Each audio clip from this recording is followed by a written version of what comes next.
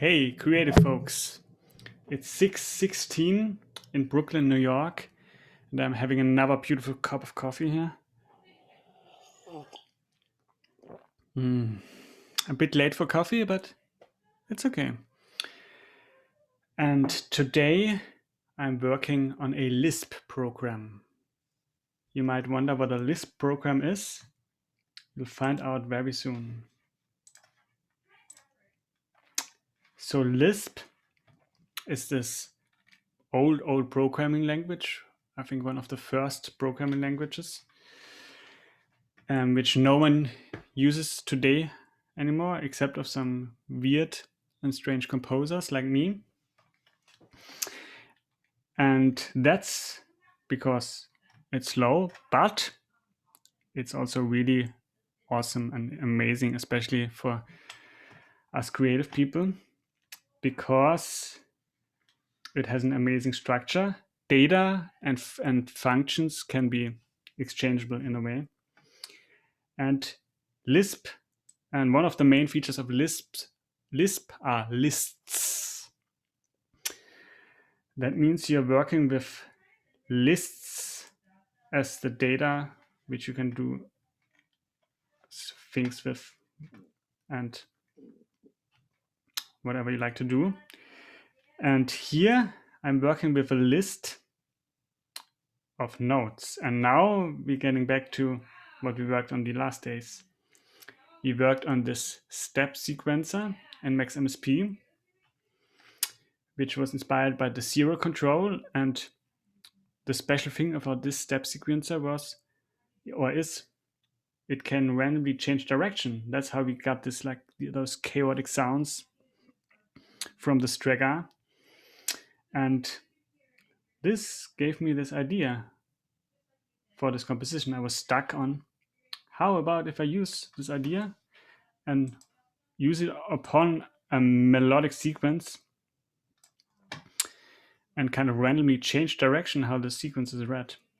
This is not really the sequence. This is just an example, just a C major scale here. The equivalent, it's just another representation of this C, D, E, F, G, A, B, C. But the exciting part now is how can we actually read this and randomly change direction, how we do this. We need a recursive function for that. But first we need to tell the computer how many steps up, how many steps down. That's done here. Those are the steps up, steps down, and so on. I'm giving this to this function I made, recursive function.